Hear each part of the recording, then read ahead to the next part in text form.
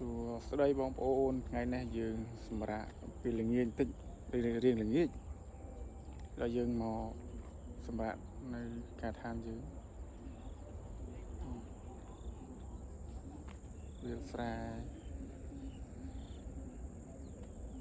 បងប្អូនវាលស្រែយើងសត្វស្រូវហ្នឹងស្រូវអស់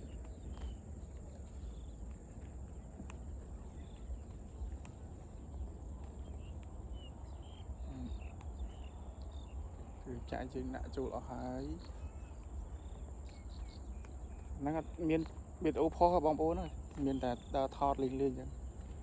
ឲ្យបងប្អូនទស្សនាកម្សាន្តដល់ស្អិតជើងទៅតាត់បងប្អូនអើយបាច់ហុកបាច់ម៉ាំអស់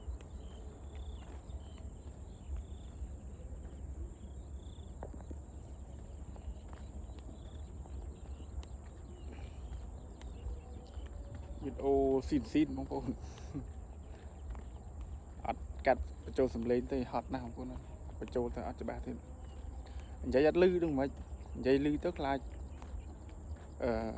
វាស្អកកអញ្ចឹងតាមណាត់ភាពវីដេអូស៊ីនមកនិយាយស៊ីនមកគិតថាបងប្អូនជួយគ្រប់ត្រូលបងប្អូនចង់មើលផ្លូវនេះ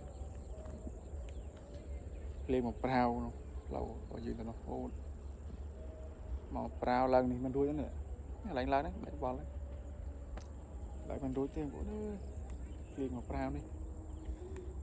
លេងតាំងម៉ោង3លេងម៉ោង3ភ្លៀង3ដងហើយតែដោយសារតែភ្លៀងតិចឥឡូវនេះភ្លៀងខ្លាំងម្ដង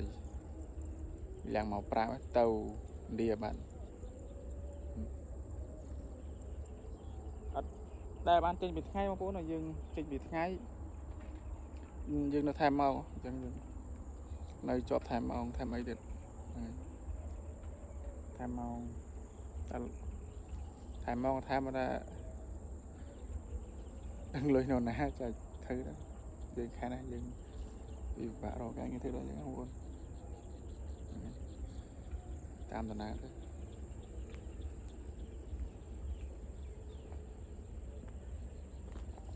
ចឹងវីដេអូនេះក៏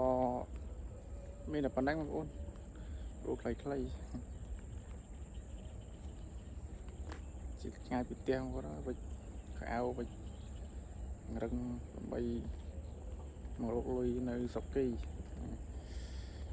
ចាំមានអីបងប្អូនទៅវិញ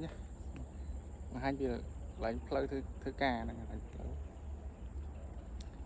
ហ្នឹងហើយអរគុណបងប្អូនអ្នកគ្នា